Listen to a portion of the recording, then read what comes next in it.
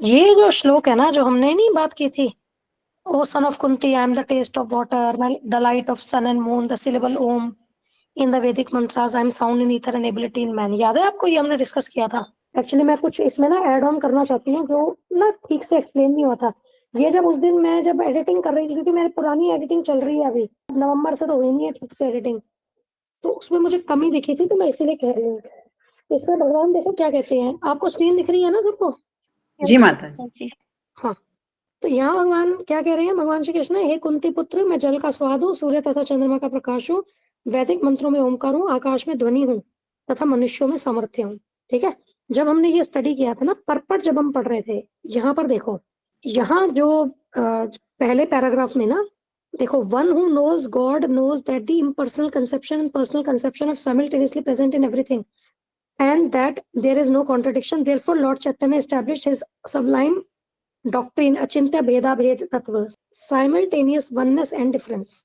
इसमें जो हमने अचिंत्य भेदा भेद, इसमें जो एग्जाम्पल लिया था ना, वो जब हमने चर्चा की थी, तो हमने ऐसे बात की थी कि आत्मा जो है वो परमात्मा का अंश है, भगवान जो है वो विभु आत्मा है, हम जो है हम अणु आत्मा है, और गुणात्मक रूप से हम जो है भगवान के समान है, क्योंकि हम भगवान के अंश। लेकिन मात्रात्मक रूप से भगवान विभु है, हम अणु है। ये तो देखो एक एग्जाम्पल आता ही है अचिंत्य भेदा भेद तत्व में, बट और भी चीजें इसमें समझनी है। ठीक है। यहाँ पर जो इस श्लोक में जो प्रभुपाद जी बता रहे हैं ना इस परपट में, उस रेस्पेक्ट में हम इसे कैसे समझेंगे, ये समझो। ये वाला पॉइंट ना मिस हो गया था उसमें। जैसे यहाँ पर बता रहे हैं कि भगवान जो है, देखो, इसमें प्रभुपाद जी बता रहे हैं कि भगवान जो है वो सर्वव्यापी है, सब जगह क्या है, भगवान का एग्जिस्टेंस है, भगवान सब जगह मौजूद है। किस रूप में? अपनी भौतिक और आध्यात्मिक शक्तियों के रूप में, है ना। और शुरुआत में जब हम भगवान को समझना चाहें, भगवान को अनुभूति भगवान की करना चाहें, तो ये जो विभिन्न शक्तियां, उनके रूप में हम भगवान की अनुभूति कर सकते हैं। और ये जो शुरुआती अवस्था है ना भगवान की अनुभूति करने की, जो कि शक्ति के रूप में है, तो वो जो हो गई, वो निराकार के रूप में होगी, क्योंकि शक्ति निराकार है, भगवान साकार है ना।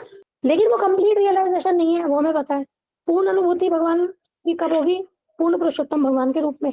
ठीक है। अब यहाँ कह रहे हैं कि जैसे सूर्य का प्रकाश सर्वत्र फैला है ना, उसी प्रकार से भगवान अपने जो आध्यात्मिक धाम है वहां पर तो मौजूद है ही, परंतु साथ में जो उनकी विभिन्न शक्ति है, भौतिक और आध्यात्मिक शक्ति के रूप में, वो सर्वत्र व्याप्त है। ठीक है। अब देखो, अब इसी कॉन्टेक्स्ट में प्रभुपाद जी क्या बता रहे हैं कि प्रैक्टिकली देखो, यहाँ पर देखो, practically speaking there is no conflict between personalism and impersonalism. Practically देखें तो साकारवाद और निराकारवाद, इसमें जो है ना कोई विरोधाभास नहीं है। अब वो डिपेंड करता है कि किस प्रकार से इस बात को समझा जाए। जो लोग केवल निराकारवाद को मानते हैं, वहां पर गलती है। ठीक है। क्योंकि जो शक्ति है वो शक्तिमान के बिना शक्ति का कोई अस्तित्व नहीं है ना। लेकिन जो ये बात समझता है कि भगवान साकार है, एट द सेम टाइम भगवान कई जो शक्तियों के रूप में, भगवान निराकार रूप में भी सब जगह मौजूद है, ये जो अनुभूति है ये कंप्लीट है। अब इसकी रेस्पेक्ट में जब आप अचिंत्य भेदाभेद तत्व को समझेंगे ना, वो इस प्रकार से समझेंगे कि शक्ति जो है ना वो शक्तिमान से आई है ना।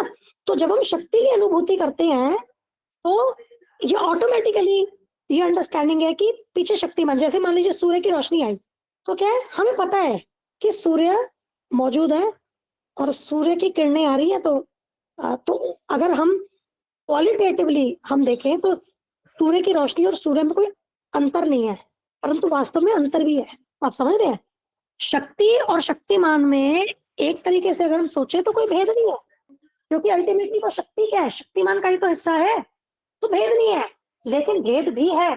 उसी प्रकार से जैसे सूर्य देवता है और सूर्य प्लैनेट है और सूर्य का प्रकाश है, इसकी आपने पूरा एग्जाम्पल सुना हुआ है, सूर्य के प्रकाश और इसका मतलब आपको ऐसे समझना है, ब्रह्म क्या होता है? भगवान की अंग कांति है, तो वो हो गई सनलाइट, सूर्य का प्रकाश। ठीक है। परमात्मा कौन है?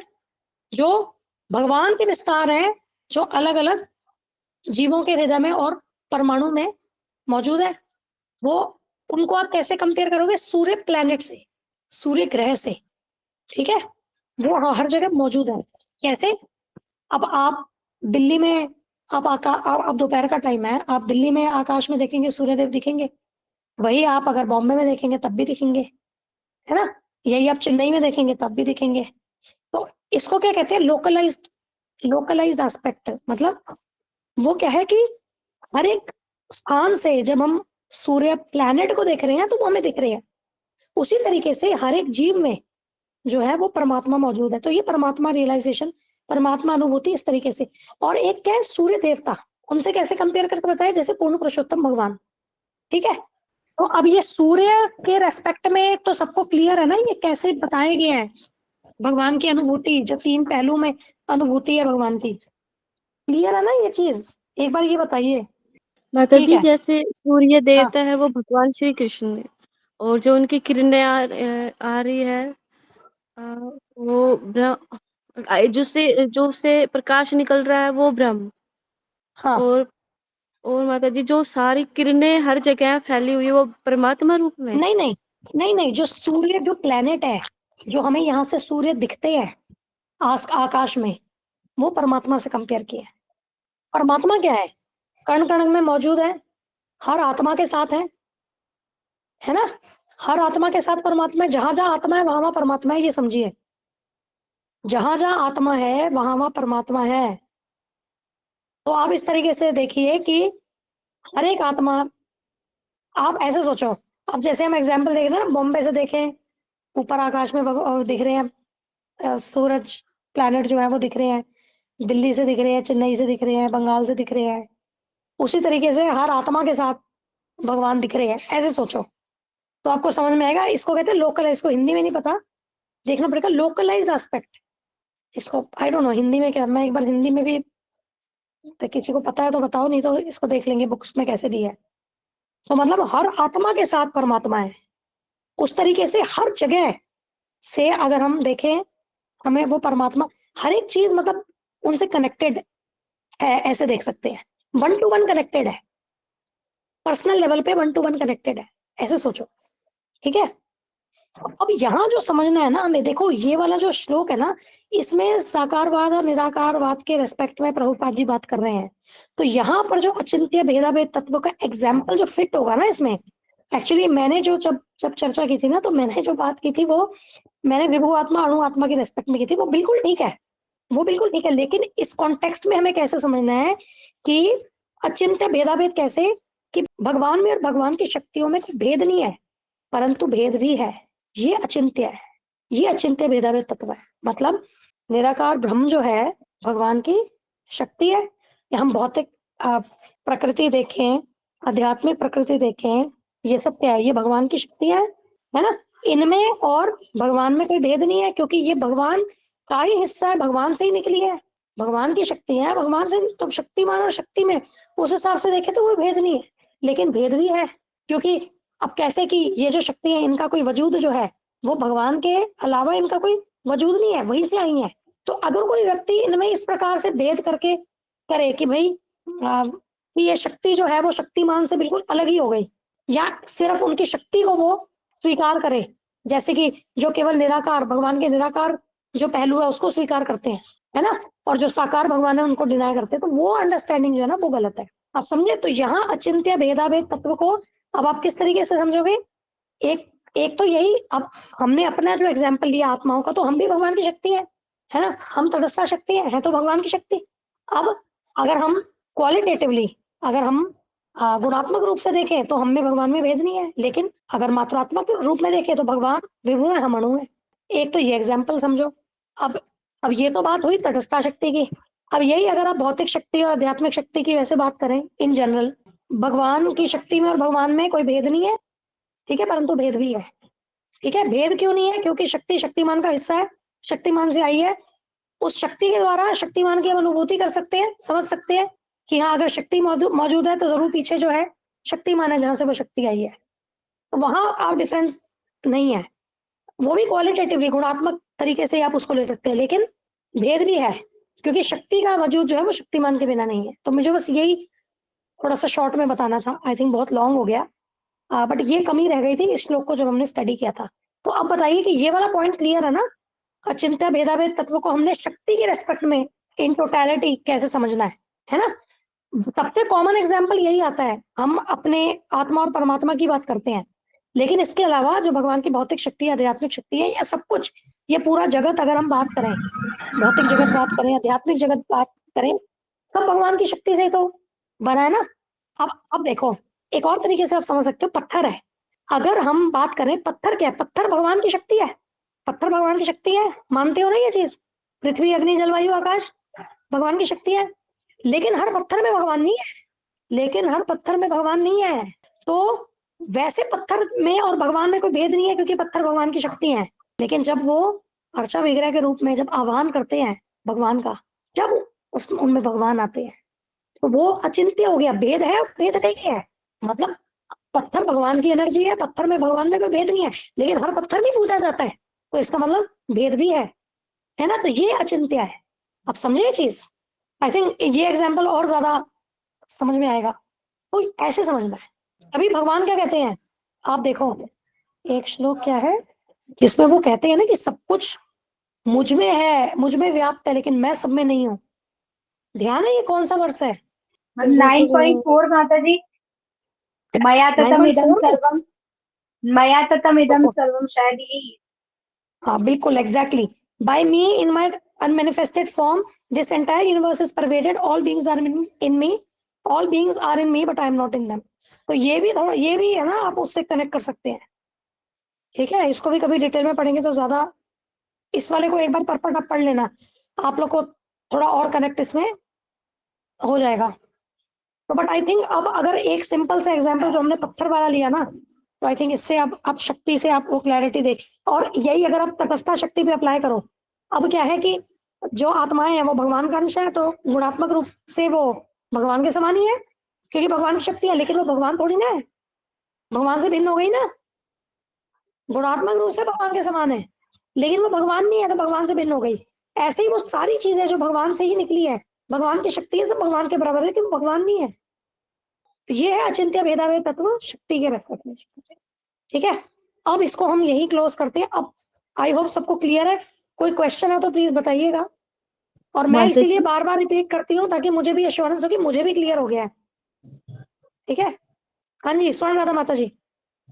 जी माता जी, जैसे हम भगवान के भिन्नांश हैं ना, मतलब हाँ जी, भगवान से अलग अंश, भिन्न मतलब अलग होता है ना माता जी। हाँ अभी, हाँ हाँ। हाँ, तो फिर हम ऐसे क्यों बोलते, मतलब हम फिर भगवान से कैसे एक से होंगे, मतलब कि भिन्नांश तो भिन्न होते हैं, ये मुझे समझ में नहीं आता।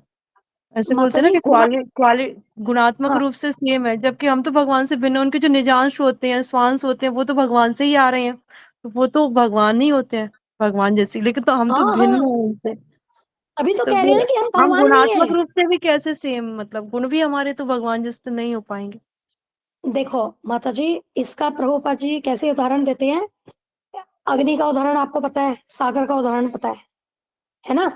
तो गुणात्मक रूप से अग्नि का, अगर हम एक स्फुलिंग की बात करें और अग्नि की बात करें, उसमें प्रकाश भी है और ऊष्मा भी है। या अगर आप सागर के जल की बात करें, चाहे एक बूंद लेंगे, उसमें केमिकल कॉम्पोजिशन अगर देखें, रसायन देखें, वो रिप्रेजेंट करेगा उसको, सागर को, उसको मैच करेगा। तो उसी तरीके से भगवान जैसे है सच्चिदानंद, तो हम भी सच्चिदानंद है, समझे। या जितने भी भगवान में गुण हैं, वो सारे गुण हम में भी पाए जाते हैं, लेकिन आंशिक रूप से। एग्जाम्पल जैसे स्वतंत्रता का गुण, भगवान पूर्ण स्वतंत्र है, हम आंशिक रूप से स्वतंत्र है। तो हमारे अंदर जितने भी प्रकार के गुण पाए जाते हैं, वो पूर्ण रूप से भगवान में पाए जाते हैं। इसीलिए हम गुणात्मक रूप से भगवान के समान हुए, लेकिन क्योंकि मात्रात्मक रूप से हमारे अंदर वो आंशिक समानता है, इसीलिए हम भिन्न हुए। तभी इसको कहते हैं ना अचिंत्य, जिसे हम समझ नहीं सकते हैं। और जहां पर भगवान के स्वांश की बात आई, निजान स्वांश की बात आई, उनमें और भगवान में तो कोई भेद ही नहीं है। ठीक है, वो भी चीज एक्चुअली अचिंत्य है। ठीक है, तो और माता जी, क्वालिटेटिव, हाँ जी, माता जी ये भी है ना कि हम भगवान से, हम तो बलराम जी से आए हैं ना। हम बलराम जी से नहीं आए माता जी, बलराम जी महाविष्णु जी से, से। हाँ हम महाविष्णु जी से आए हैं। बलराम जी से जो जीव आए ना, वो जीवात्माएं हैं, नित्य मुक्त जीव, जो भौतिक, जो आध्यात्मिक जगत में है। जो वृंदावन में बता रहे थे एक बार गुरु जी, जो वृंदावन के हाँ जो जीव होते हैं। हाँ, तो जो आध्यात्मिक नित्य मुक्त जीव है ना, वो बलराम जी से आए हैं, लेकिन जो नित्य बद्ध जीव हैं, वो सारे महाविष्णु जी से आए हैं। तटस्थता, तभी तो तटस्थता शक्ति कहते हैं। वो तट पे है, मतलब एट द जंक्शन ऑफ भौतिक जगत और आध्यात्मिक जगत। अगर हम बलराम जी से आए होते ना, हम नित्य मुक्त, हम वहीं रहते गोलोक वृंदावन धाम में या वैकुंठ जगत में, यहाँ नहीं होते। हाँ, ये जरूर है कि जब हम मुक्त हो जाएंगे यहाँ से, तो फिर हमारा कुछ डिफरेंस नहीं रह जाएगा नित्य मुक्त के साथ। मतलब वहाँ ऐसा डिफ्रेंसिएशन होगा, और ये बलराम जी वाली सोल है, ये माँ विष्णु जी वाली सोल है, वैसा नहीं रहेगा वहाँ। ठीक है, वहाँ सेम हो जाएंगे, वहाँ माता जी डिफरेंस। पर दोनों विष्णु तत्व ही है ना फिर? विष्णु तत्व से आए हैं, विष्णु तत्व नहीं है, जीव तत्व है। महाविष्णु जो जीव तत्व है? महाविष्णु नहीं, महाविष्णु और जो सोर्स में क्या, सोर्स दोनों विष्णु है, सोर्स विष्णु है, लेकिन बाकी तो जो एमिनेशंस है, जो भिन्न अंश है, जो जीव है, वो तो जीव तत्व है ना। जी। महाविष्णु विष्णु तत्व है, बलराम जी विष्णु तत्व है, तो स्त्रोत जो है वो विष्णु जी है, विष्णु तत्व है।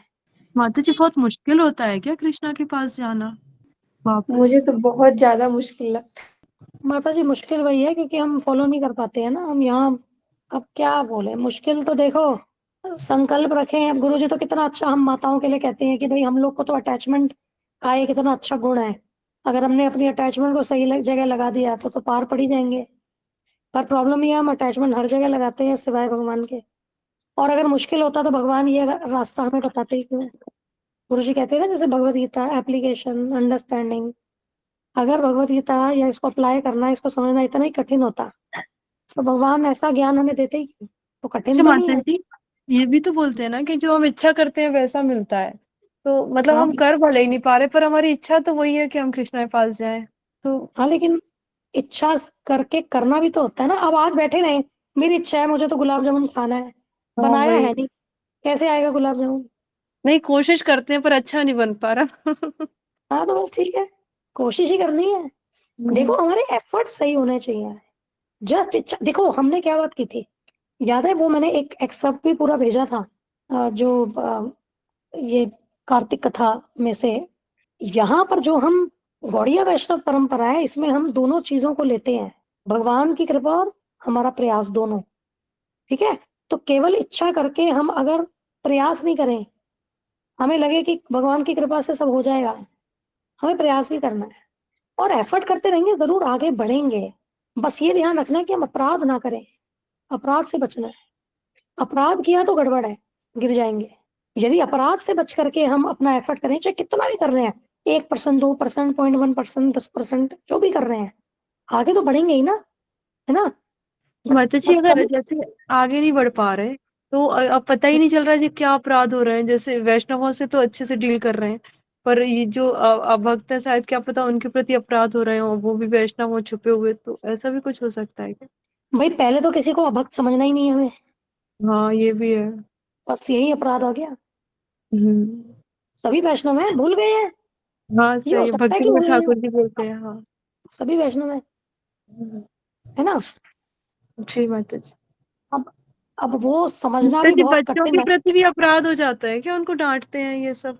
अरे धर्म रोष करोगे तो क्यों अपराध होगा माता जी। नहीं, उनको पढ़ने के लिए बोलना तो ये तो काम रोशी हो गया ना माता जी। देखो, नहीं, उसको भी आप नेगेटिवली मत लो, क्योंकि आप उनके सुधार के लिए कर रहे हो, है ना। आज अगर वो पढ़ाई में ध्यान नहीं देंगे, मान लो पढ़ाई में ध्यान नहीं देंगे, तो कहाँ ध्यान देंगे? मोबाइल में देंगे, कुछ संगति में देंगे, घूमने फिरने मौज मस्ती में देंगे, और इंद्र तृप्ति में ही गिरेंगे, है ना। तो ऐसा नहीं है, वो उनके पूरा कैरेक्टर बिल्डिंग का ही पार्ट है पढ़ाई। आप ईशोपनिषद में क्या लिखा है, भौतिक और आध्यात्मिक ज्ञान को साथ साथ लेना है। तो उसमें आप ऐसा मत सोचो कि वो धर्म, वो कामरोष है, वो कामरोष नहीं है। हाँ, अगर आप ये चाहते हो कि मेरा बच्चा, जैसे आपका बेटा डॉक्टरी कर रहा है, किसी का बच्चा इंजीनियरिंग कर रहा है, किसी का कोई सीए फाइनेंस कर रहा है, और उसमें ये ले कि मेरा बच्चा और आगे बढ़े ताकि ये खूब पैसे कमाए, जिससे इंजॉय करे, ये भी इंजॉय करे, हम इंजॉय करें, वहां पर वो कामरोष होगा। लेकिन जब आप उसकी ओवरऑल पर्सनालिटी बिल्डिंग के लिए कर रहे हो, तो उसको आप वैसे नहीं ले सकते ना, कामरोष के रूप में। वो तो हमारा फर्ज है, जी माता जी। बच्चे ठीक से पढ़ाई करें, वो तो हमें देखना है ना, वो तो हमारी जिम्मेदारी है। उससे कैसे हम पीछे हट सकते हैं। और शास्त्रों में कहा है दोनों ज्ञान को साथ में लेना है, तो वो ज्ञान तो लेना है ना। जी माता जी। बाकी मतलब जी मैं कह रही इसमें हमें एक पॉइंट ये इसमें ऐड कर सकते हैं ना कि बच्चों को हम ये थोड़ा समझा करके सिखा करके वो पढ़ाई कर रहे हैं वो तो ठीक है, पर पढ़ाई करके वो भी तो अपने उस ज्ञान को नॉलेज में मतलब भगवान की सेवा में प्रीचिंग में लगाएंगे तो वो भी तो फिर सेवा ही बन जाएगा ना। फिर वो काम रोज दो हाँ, वाली बात वो नहीं भाई रहेगा ना कि आज पढ़ाई एक का क्या, उसका भी तो हाँ यूज हम इसमें कर सकते हैं ना। बिल्कुल माता जी, आज डॉक्टर इंजीनियर को लोग सुनेंगे। आज जो डॉक्टर इंजीनियर नहीं है वो कहेंगे ये तो खुद ही पढ़ाई नहीं किया, भागे हुए लोग हैं, इन लोगों से हम क्या सुने। लोग प्रभावित होते हैं ना भौतिक अवस्था से भी। तो अब एक पोजीशन प्राप्त करके व्यक्ति अपना जॉब कर रहा है, काम कर रहा है और प्रचार कर रहा है, तो फिर उसको हम नहीं इस तरीके से हम कहेंगे। उसी तरीके से जैसे अभी नवकेश्वरी माता जी ने कहा कि भाई बच्चा अच्छा डॉक्टर बनेगा, अच्छा इंजीनियर बनेगा, एक अच्छे लेवल पे होगा तो लोग सुनेंगे। वो अपने अब टीचर्स के लिए क्यों बोलते हैं गुरुजी कि भाई टीचर्स जो है वो बहुत चेंज ला सकते हैं, क्योंकि वो बच्चों को प्रभावित कर सकते हैं अपने आचरण से, है ना। उनको तो रिस्पॉन्सिबिलिटी है नेशन और सोसाइटी बिल्डिंग की, क्योंकि बच्चे उनके ऊपर निर्भर है, टीचर्स के ऊपर। तो टीचर्स की एक जो सबसे मोस्ट इम्पोर्टेंट अगर हम पोजीशन बात करें, सारे जो कि ओहदे हैं पढ़ाई लिखाई के, जो मर्जी आप देख लो, चाहे बिजनेसमैन देख लो, चाहे डॉक्टर्स इंजीनियर्स ये सब देख लो, लेकिन जितनी ज्यादा रिस्पॉन्सिबिलिटी टीचर के प्रोफेशन की है और जितना टीचर्स प्रभावित कर सकते हैं बच्चों, अन्य कोई नहीं कर सकता उतना। और इसीलिए देखो स्पेसिफिकली गुरुजी टीचर्स को ट्रेन कर रहे हैं, है ना। अब कहने को तो बहुत एक टीचर है, अब स्कूल में पढ़ाते हैं बहुत एक टीचर है, लेकिन यही बहुत एक टीचर अगर कृष्ण भावना भावित हो जाए तो कैसे वो बच्चों की भी चेतना में वो बदलाव ला सकते हैं, उन्हें कृष्ण भावना भावित कर सकते हैं। तो कृष्णा कॉन्शियसनेस इतना सरल है कि आप जिस भी स्थिति में हैं उसमें आप कृष्ण चेतना को लोगों तक पहुंचा सकते हैं, उन्हें प्रेरित कर सकते हैं। अभी तो देखो क्या बोलते हैं, आप देखो भक्ति की डेफिनेशन में क्या आता है, अहेतु की अप्रतिहता, अहेतु की अप्रतिहता, कैसे वो कंसिस्टेंटली चल सकती है। इसका मतलब क्या है कि वो कंसिस्टेंटली चल सकती है, मतलब चाहे भौतिक आपकी कोई भी परिस्थिति हो, कृष्ण चेतना कृष्ण भावना भावित होना उस पर निर्भर नहीं करता है। ये हमारी कमी है, हम उसको जोड़ देते हैं अपनी भौतिक स्थिति के अनुसार, और हमें लगता है ये पॉसिबल नहीं है, अरे कैसे होगा। अगर पॉसिबल नहीं होता तो ये डेफिनेशन नहीं होती।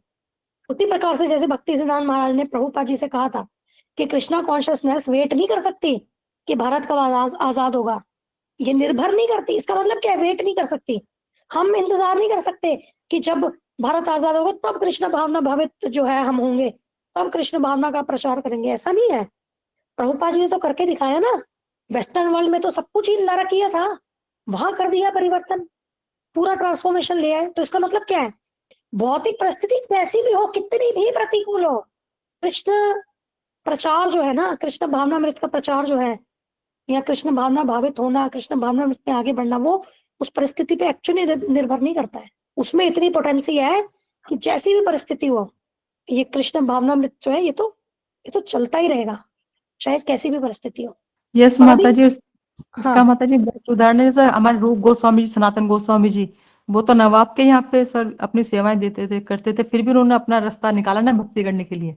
बिल्कुल, भक्ति विनोद ठाकुर जी जज थे, सेवा में थे, गवर्नमेंट के लिए काम कर रहे थे, गृहस्थ थे। सोचो आज हम क्या करते हैं, अरे हमारा तो गृहस्थ है, हमारी तो जॉब है, हम कैसे करें, कितने लोग हैं। बट अब अगर भक्ति विनोद ठाकुर जी को देखें, अब गृह अगर कोई मतलब उन्होंने क्या एग्जाम्पल सेट किया है, गृहस्थ, पारिवारिक जिम्मेदारियां, जॉब में जॉब की जिम्मेदारियां, लेकिन कौन है, महाभागवत है, आचार्य है। तो इसका मतलब क्या है, ये तो सारी चीजें गोल गोल गोल जो हम सोचते हैं ना, हमारा सोचना है कि हम नहीं कर सकते, लेकिन कृष्ण भावना में इतनी पोटेंट है, इतनी पावरफुल है, हर स्थिति, हर देश काल परिस्थिति में फॉलो की जा सकती है विदाउट फेल। ये तो हमारे मन का चोर है, प्रायोरिटाइज नहीं करा ना माता जी। अब जैसे स्वर्ण राधा माता जी बात कर रहे हैं कि भाई आगे बढ़ने के लिए क्यों हो रहा है, आप समझो, हमने प्रायोरिटाइज नहीं किया अभी कृष्ण भावनामृत को। हमने दीक्षा तो ले लिया है, लेकिन अभी हमने उसको प्रायोरिटाइज नहीं किया है। आप सोचो ना, अब आप भौतिक में देखो, जो लोग बहुत सक्सेसफुल होते हैं वो क्या करते हैं, उन्होंने उनका गोल वही है कि वही करना है, वो प्राप्त करते हैं ना वो पोजीशन। माता जी वो हम क्या मेहनत भी बहुत करते हैं माता जी, 10-10 12-12 हाँ, घंटे मेहनत करते हैं। हम क्या करते हैं, हम कृष्णा भावनामृत में हम कितने घंटे मेहनत कर रहे हैं, चेक कर लो सब। हमने नोटबुक्स तो बनाई रखी है, मैंने कहा ही था सबको, उसमें लिखी है डेली, मैंने एक्चुअली लिखी है, 2 कॉलम बनाई है, भौतिक और आध्यात्मिक लिखी है। भौतिक टाइम वेस्ट कहाँ किया है, इतने से इतने बजे, इतने से इतने बजे ये किया है, इतने से, और वहां आध्यात्मिक में लिखी है कि एक्चुअली क्या किया है। अपने आप ही डिफरेंस पता चल जाएगा हम कितना समय दे रहे हैं, और वही कारण है हमारा हम आगे नहीं बढ़ रहे हैं। फालतू चीजों में भी तो टाइम लगाते ही हैं, यही रीजन है, हमें खोजना है वो रीजन। नोटबुक में लिखें कितना समय आज कृष्ण को दिया, कितना समय माया को दिया, अपने आप ही समझ आ जाएगा। अब जब ये ग्राफ इंप्रूव होने लगे ना तो समझिए कुछ बेहतरी कर लिया, और अगर खराब होने लगे तो समझिए बहुत बहुत काम करना है अपने ऊपर। माता जी, हमारे हेड के ऊपर ना कोई स्ट्रिक्ट टीचर चाहिए जो एवरीडे ना ये मतलब चेक करे कि कितने देर हम लोगों ने माया को दिया और कितने देर कृष्णा को। आप आपस में कर लो एक दूसरे के साथ कि मैं आपको बताऊंगी, आप मुझे बताओ। अब वो मत कर देना कि मैं आपके नंबर यहाँ बेटर कर दूंगी, आप मेरे कर देना, ठीक है। जैसे पेपर चेकिंग होती है ना, तूने मेरा पेपर चेक किया, मैं तेरा, जब पूरे पूरे नंबर दे देंगे।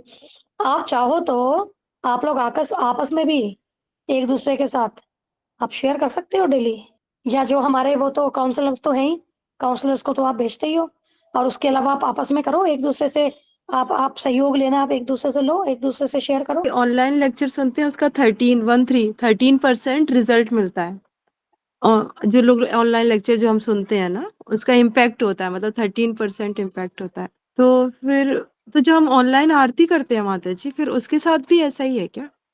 देखो मैं आपको एक चीज बताऊं, अगर हम क्लासरूम में भी बैठे हैं ना, उसमें भी कुछ स्पेसिफिक परसेंटेज होता है जो हम ग्रेस्प कर पाते हैं, कंप्लीटली नहीं कर पाते हैं। हम क्लास में हम सबको स्कूल पढ़े हैं, कॉलेज पढ़े हैं, आप याद करो कौन सी क्लास थी जो मैडम ने बोला या टीचर ने जिसने बोला हम पूरी याद थी? कभी भी नहीं, कुछ परसेंटेज ही होती है। एक तो ये पॉइंट, ठीक है, ये बहुत जरूरी है।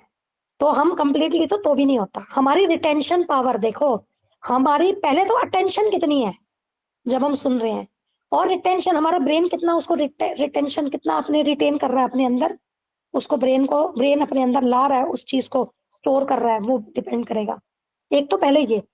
दूसरी चीज आपको ये भी समझनी है कि जिस व्यक्ति की जो चेतना है, या जिस व्यक्ति का जो एक्सपीरियंसेस है पास्ट, या जो उसके इंटरेस्ट एरियाज हैं, वो वही चीजों पे ध्यान करके करेगा। आपको याद है कि हमने बात की थी एक बार बहुत पहले, पता नहीं आप ये वाले सेशन में हुई है कि नहीं, नवकेश्वरी माता जी के साथ तो हुई थी डिस्कशन। एक व्यक्ति बिजनेसमैन है, वो गया शमशान घाट, ठीक है, बाकी लोग, मान लो उसके साथ एक और व्यक्ति है जो बिजनेसमैन नहीं है और बहुत भावुक व्यक्ति है, या जिस व्यक्ति की मृत्यु हुई है उसके बहुत करीब, उसका क्लोज पर्सन वो रहा है। अब दोनों की चेतना में भेद देखो, जो दूसरा व्यक्ति है वो बहुत परेशान है, अच्छा वो आध्यात्मिक रूप से भी थोड़ा उन्नत है, तो वो देख रहा है कि अल्टीमेटली तो सब कुछ यहाँ जल जाना है, क्या यहाँ पर हम वो करें, हरि भजन करते हैं, उसको वहां सेल्फ रियलाइजेशन हो रही है। बिजनेसमैन वहां देख रहा, अच्छा ये लाश, इसके साथ में 10 और जल रही हैं, अच्छा इतनी पेंडिंग है, अभी इतने घंटे में इतनी इतनी गाड़ियां आ रही है, अगर मैं लकड़ी का धंधा करूंगा तो मेरा बिजनेस बहुत बढ़ जाएगा। अब जिस चीज को वो फेस कर रहे हैं वो तो सेम ही है, लेकिन दोनों की चेतना में भेद है कि नहीं है। और इसको समझिए, गुरुजी क्या बताते हैं, 13 आवर्स वाले ओरिजिनल वाले लेक्चर में, 13 आवर्स वाला जो है, बाकी भी ओरिजिनल ही है, सॉरी, मतलब 13 आवर्स वाला लेक्चर में, उसमें गुरुजी क्या बताते हैं कि आप क्लास में हैं, आपका ध्यान कहीं और है, तो क्लास में रहते हुए भी यहाँ नहीं है, तो आप तो सामने बैठ के भी 0% लेंगे। और सामने तो दूसरों के पाप भी आते हैं माता जी, ढंग से नहीं सुनेंगे तो। देखो मैं आपको एक चीज बोलूं, वो सबसे पहले खुद को सबसे बड़ा पापी मानो, हाँ हाँ, ये ये भी है सोचो माता जी। मेरे पाप दूसरे के ना जाए। ये वाला नॉलेज इसलिए नहीं है कि दूसरे के आ रहे हैं मेरे को एक्सक्यूज मिल गई, अब तो यार अब तो दूसरे के आ गए, अब क्या, नहीं, मुझे ऐसा कोई कार्य नहीं करा, मेरे पाप नहीं किसी पे जाने चाहिए। हाँ, ये उसी हाई प्रकार लेवल है से माता जी। हाँ उसी प्रकार से जैसे वैष्णव एटिकेट में ये सोचना है कि मुझसे ना अपराध हो, ना कि वो कर रही है अपराध, उसका आ रहा है मेरे ऊपर, ऐसा नहीं सोचना ना। अब नॉलेज की एप्लीकेशन कैसे करनी है तो समझना पड़ेगा ना माता जी, फिर तो हर जगह पापी पापी दिखे। ये तो वही बात होगी, दुर्योधन को बोला तो सबसे ज्यादा जो है कि पुण्य आत्मा या बड़ी मतलब सबसे बढ़िया इंसान को देखकर दुर्योधन कहते हैं मेरे सिवा तो मुझे कोई मिला ही नहीं, मैं ही हूँ सबसे बेस्ट। अब युधिष्ठिर महाराज को बोला कि तुम जाके सबसे पापी दुष्ट और पापी को ढूंढ कर, कहते मुझसे ज्यादा पापी कोई नहीं है। ये और दूसरी क्या इस पे बात आ गई, ये बात होगी अरे कलयुग है, यहाँ का तो इफेक्ट ही ऐसा, मैंने मर्डर कर दिया क्या हो गया, कलयुग है, कली का है, मैंने थोड़ा ना मर्डर किया, यहाँ का तो एनवायरमेंट ही ऐसा है, तो मर्डर तो होना ही था। ऐसे होगा क्या, जेल छोड़ देगी, मतलब पुलिस छोड़ देगी कि हाँ नहीं, भाई। पर माता जी वो तो फैक्ट है ना कि अगर ढंग से नहीं सुनेंगे नींद आएगी तो फिर पाप तो आएंगे ना, तो और पाप नहीं बढ़ेंगे, तो ये सोचना गलत है फिर। अरे भाई दूसरों के पाप क्यों कहते हो, या ऐसा क्यों मतलब सोचते हो, ये सोचो ना कि मुझसे अपराध होगा, मैं वैल्यू नहीं कर रही व्यास आसन की, मैं गुरु अवज्ञा कर रही हाँ हूँ, व्यास देव जी की अवज्ञा कर रही हूँ, और अब ऑनलाइन की बात पर आते हैं, ठीक है। अब ऑनलाइन की बात पर देखो कि ऑनलाइन में 13% सीखते हो, ये वो जो भी है वो साइंटिफिक स्टडी है। कहने को तो ऑफलाइन में भी जब आपने कान वान सब दरवाजे बंद रखे हैं ना, तो आप वहां भी 0 ही सुनोगे, कोई बड़ी बात नहीं है। ऑफलाइन बैठे हो फिर भी 0, तो ऐसा नहीं है। और दूसरी चीज, ये आध्यात्मिक ज्ञान है, ये आध्यात्मिक ज्ञान है, ये भौतिक ज्ञान नहीं है, ये आध्यात्मिक ज्ञान है।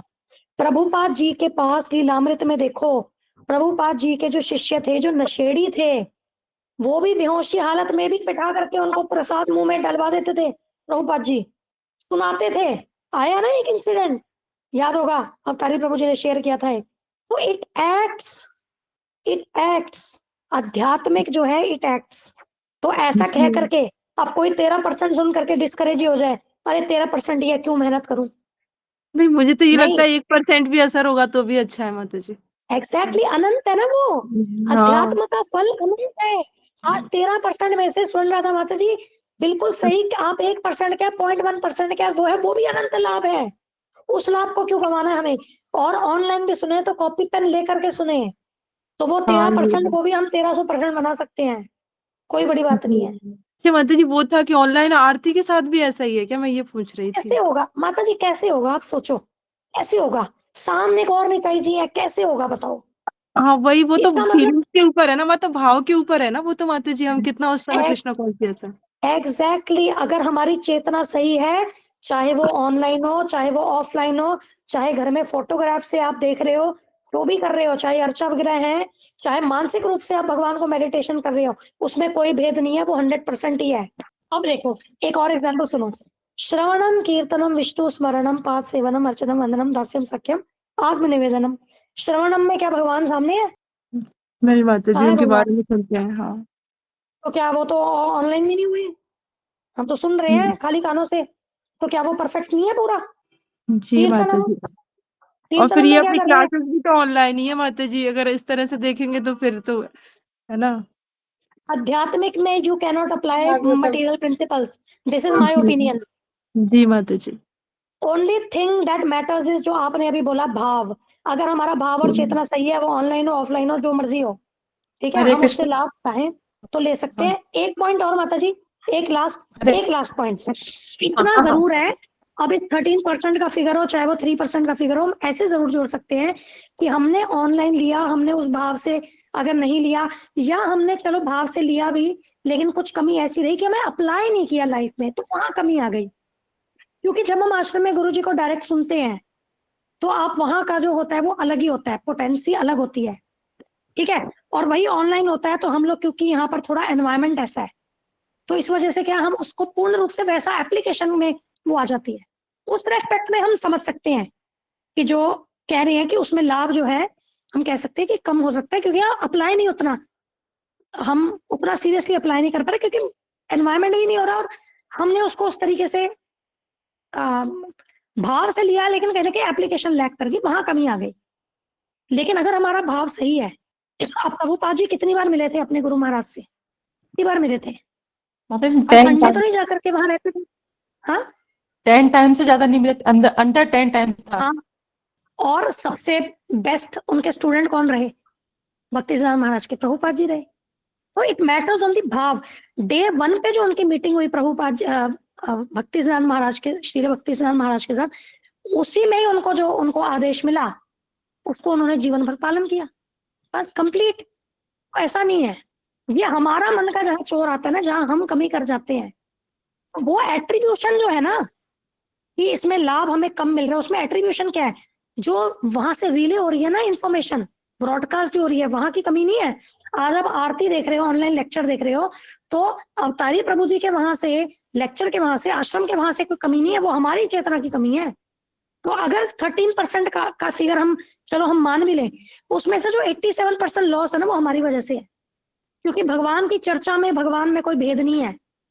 भगवान की चर्चा जो है वो भौतिक ये जो चीजें हैं इनके ऊपर निर्भर नहीं करती। अगर कोई माइक से बोल रहा है, कोई रेडियो पे बोल रहा है, कोई ऑनलाइन में बोल रहा है, उसमें कोई भेद नहीं है। वो भगवान की, ऐसा नहीं है कि भगवान की चर्चा में कमी आ गई, उसमें वो नहीं आ सकती। इसीलिए जब आरती कर रहे हैं तो गौर निताई जी मोबाइल में आप देख रहे हैं, तो वो है, वहां पर। इसका मतलब तो ये हो गया ना कि ये जो अलग साधन है जिससे हम भगवान को ले रहे हैं, तो वो साधन क्या भगवान को कम कर देंगे क्या? भगवान की नॉलेज, भगवान के ज्ञान को कम कर देंगे? तो उस चेतना पे फोकस करना है हमें, अपना हमारा क्या भाव है, हमारी क्या चेतना। जी माता जी, थैंक यू सो मच माता जी। मतलब आपने ले लिया वैसे पॉइंट। वो मैं ये कहती सब गुरुजी ने तो वैसे भी तो बताया ना कि वाणी संग ज्यादा महत्वपूर्ण है या बापू संग। वाणी को संग ज्यादा महत्वपूर्ण बताया ना गुरुजी ने। तो वाणी संग तो हम ऑफलाइन क्लासेस में कर ही रहे हैं ना। कई बार ना एनालिटिकल बहुत ज्यादा हो जाते हैं, एनालिसिस में लग जाते हैं। एनालिसिस में मत लगो, अपना चलते चलो बस कृष्ण की जी ओर। वो भगवान जैसा चाहेंगे, हमने अपने एफर्ट सही रखने हैं।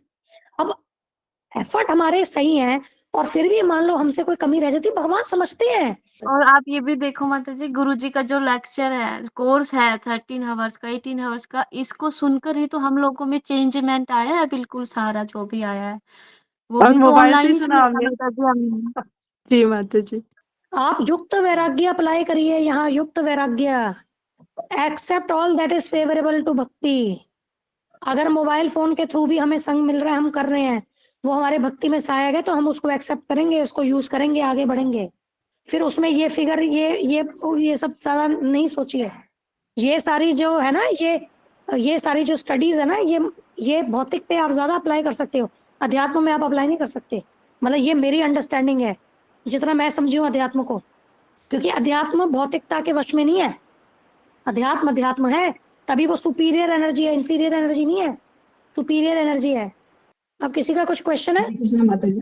हाँ माता जी, ये विकल्प भाव क्या होता है? इसका मतलब नहीं समझ में आया। वैसे आप बस माता जी उसका गुरुजी ने तो बताया कि विप्रलंभ भाव के हम किसी को अपने से थोड़ा अलगाव मानते हैं ना, इसके विरह के भाव में, कि हमसे दूर है कोई, तो जी हम उसको ज्यादा गहराई से याद करते हैं, ज्यादा मन से याद करते हैं, तो वो उ- उस टाइम हम जो भी उसके लिए जी प्रेयर कर जो कर रहे हैं वो ज्यादा इफेक्टिव होती है।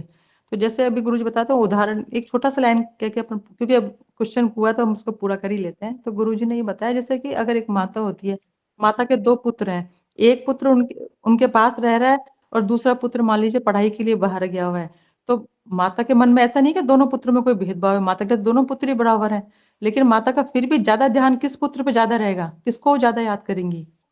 जो दूर है जो उन्हीं पे बाहर ज्यादा है। ध्यान रहेगा ना। जी क्योंकि उनके जी मन में उनको ज्यादा चिंता रहेगी, अरे उस बच्चे ने पता नहीं प्रसाद पाया है नहीं पाया, उसने रेस्ट किया है नहीं किया, उसकी हेल्थ कैसी है, वो क्या कर रहा है, उसके मतलब ना चाहते हुए भी उनको ज्यादा उनके बारे में याद रहेंगे। तो पर इसका, तो ये गुरुजी बताते हैं कि इसीलिए हम लोग जो गौड़ी वैष्णव वाले, हमारी जो परंपरा, हम विप्रलंब भाव में भगवान की सेवा करते हैं, ताकि हम भगवान से ज्यादा गहराई से उनको याद कर सके, ज्यादा अच्छे से उनको मतलब हमेशा हर टाइम याद रख सकें। क्योंकि माता जो पुत्र उनके पास है उनको ज्यादा वो याद नहीं करेगी, क्योंकि वो तो सामने दिख ही रहा है। चाहे प्रेम तो ज्यादा दोनों के बारे में बराबर होगा, लेकिन फिर भी जो सामने है उसको हम हर टाइम याद थोड़ी करते, क्योंकि वो तो सामने है। जो दूर है जी उसको हम ज्यादा याद करते हैं ना। जी तो गोपियां देखो, गोपियां हैं, राधा रानी हमेशा भगवान के साथ है, पर फिर भी वो उनको याद करती रहती है ना, उनके विरह महसूस करती है वो। क्यों? क्योंकि उनसे वो ज्यादा उनको याद कर पाती है ना, गहराई से उनको याद करती है। उनको भूलने का कोई चांस ही नहीं होता कि हम उनको भूल जाएंगे, गलती से भी नहीं भूल सकते ना उनको फिर। तो इसलिए हमको ये जी विप्लव भाव में उनको याद करना बताए, हम जो भी सेवा करते हैं वो इसी भाव में करनी बताइए, गुरु जी ने कहा है कि ये ज्यादा बेटर जी होता है। बाकी तो फिर कल हम करेंगे माता जी, बट बस एक सिंपल एक और लाइन में यार, मतलब कि जो माता जी ने कहा बस उस तरह से करा है। हरी बोल ठीक। माता जी, जी बहुत बढ़िया जी माता एक्सप्लेन जी। किया, हरी बोल।